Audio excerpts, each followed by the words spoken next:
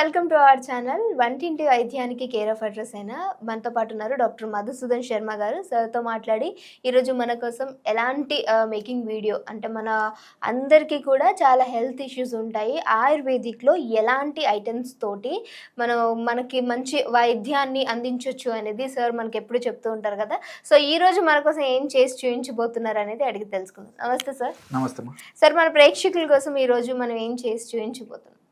So దైనందిన జీవితంలో ఎదుర్కొన్నటువంటి వివిధ అనారోగ్య సమస్యలకు సంబంధించి కొన్ని వీడియోస్ చేద్దామమ్మా.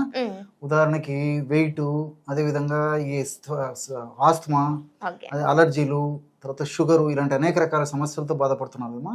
వాటికి సంబంధించి ఒక్కొక్క వీడియోలో ఒక్కొక్క వ్యాధి గురించి చెప్పుకుందామమ్మా. Okay sir. ఈ మధ్యకాలంలో చాలా మందిలో పిక్కలు పట్టేయడం అనేటువంటి సమస్య కలుగుతూ మరి చాలా రకాల ఇబ్బందులు కూడా ఆ యొక్క సమస్య వల్ల కలుగుతుంటాయి. దీన్నే క్లాడికేషన్ అనేటువంటి పేరుతో పిలుస్తుంటారు.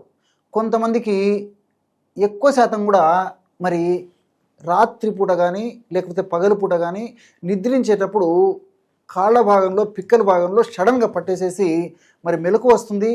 కొద్దిసేపటి వరకు తగ్గకపోవడం చేత నిద్రాభంగం కూడా కలిగేటువంటి పరిస్థితి కలుగుతూ ఉంటుందన్నమాట.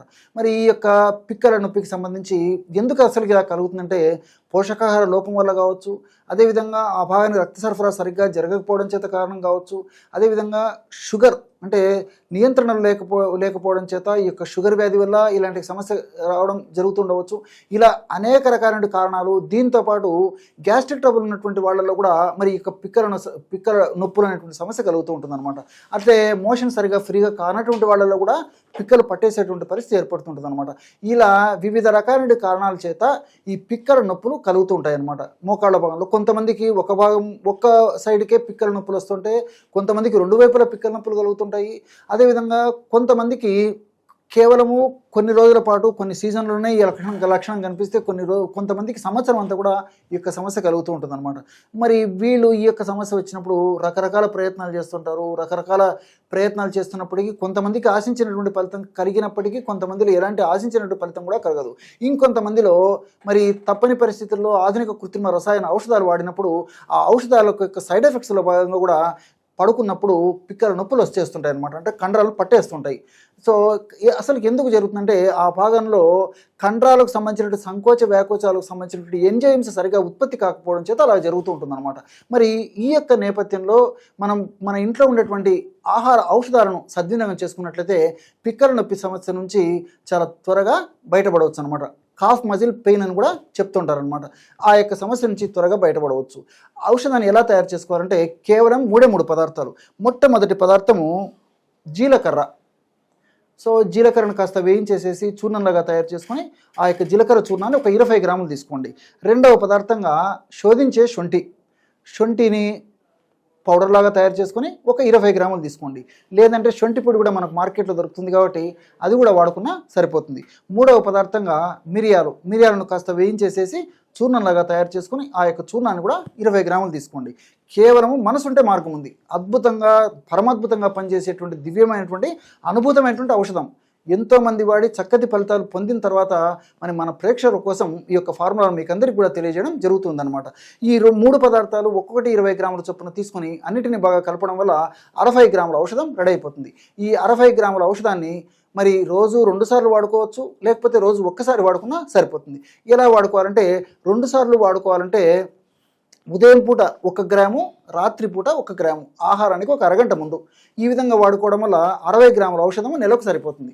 అలా కాకుండా కేవలం రాత్రిపూటనే వాడుకునేటువంటి వాళ్ళు కానీ ఉదయం పూటనే వాడుకునేటువంటి వాళ్ళు కానీ ఉన్నట్లయితే ఒకేసారి 2 గ్రాములు వాడినా సరిపోతుంది.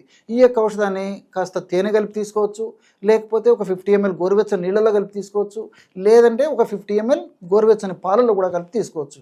ఎవరికి ఏ విధంగా ఏ పద్ధతులు అనుకూలంగా ఉంటే ఆ పద్ధతిలో ఈ యొక్క ఔషధాన్ని వాడుకోవడం వల్ల చాలా అద్భుతమైనటువంటి ఫలితాలు కలుగుతాయి. అంటే ఉదాహరణకి జీలకర్రలో ఉన్నటువంటి ఈ యొక్క థైమాలు, క్యూమినాల్డిహైడు ఇలాంటి రసాయన పదార్థాలు, శొంఠిలో ఉన్నటువంటి శాలిసైలేట్స్, షాగోలు రసాయన పదార్థాలు, అదేవిధంగా మిరియాల్లో ఉన్నటువంటి ఈ యొక్క పెప్పరిన్ అనేటువంటి రసాయన పదార్థం, ఇవన్నీ కూడా ప్రత్యక్షంగా పరోక్షంగా రక్త సరఫరాను బాగా చేయడమే, సజావుగా జరిగేట్టు చేయడమే కాకుండా కండరాల సంకోచ వ్యాకోచాన్ని కూడా బాగా కలుగజేసేందుకు కూడా చాలా చక్కగా ఉపయోగపడతాయి.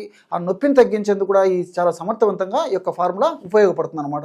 ఈ యొక్క పద్ధతిలో ఈ యొక్క ఔషధాన్ని ఒక నెల పాటు వాడేసేసి అవసరాన్ని బట్టి మళ్ళీ ఫ్రెష్గా తయారు చేసుకొని మళ్ళీ వాడుకోవచ్చు అనమాట. వీటి వల్ల అన్నీ మనకు సైడ్ బెనిఫిట్స్ ఉంటాయి, ఎలాంటి సైడ్ ఎఫెక్ట్స్ కూడా ఉండవు. కాబట్టి అవసరాన్ని బట్టి కొంతకాలం పాటు ఆపేసినప్పటికీ ఇందులో ఉన్నటువంటి ఔషధ గుణాలు, ఔషధ తత్వాలు, రసాయన గుణాలు అన్నీ కూడా సదా మన దేహంలో ఉంటూ, సదా కాపాడుతూ, సదా మన ఆరోగ్యాన్ని రక్షిస్తూ ఉంటాయి. Thank you so much sir, చాలా Okay. చక్కటి ఇన్ఫర్మేషన్ అందించారు. సో చూసారు కదా, మీకు కూడా ఎలాంటి హెల్త్ ఇష్యూస్ ఉండొచ్చు. ఒకవేళ మీకు ఏమైనా ఇలాంటి ప్రాబ్లమ్స్ ఉంటే డెఫినెట్గా దీన్ని ట్రై చేయండి. ట్రై చేసిన తర్వాత మీ వాల్యుబుల్ కామెంట్ అనేది, అంటే మీ రివ్యూ ఎలా వచ్చింది, మీకు ఇది యూజ్ అయిందా లేదా, సో ఇంకేమైనా మీరు ఏమైనా ప్రాబ్లమ్స్ ఉన్నాయా అవన్నీ కూడా మీరు రెక్టిఫై చేసుకుని మాకు కామెంట్ చేస్తే సార్తో డిస్కస్ చేసి ఆ వీడియో కూడా చేయడానికి డెఫినెట్గా మేము ట్రై చేస్తాం. ఇంకో వీడియోతో మళ్ళీ మీ అందరి ముందుకు వస్తాం. చూస్తూనే ఉండండి అవర్ ఛానల్.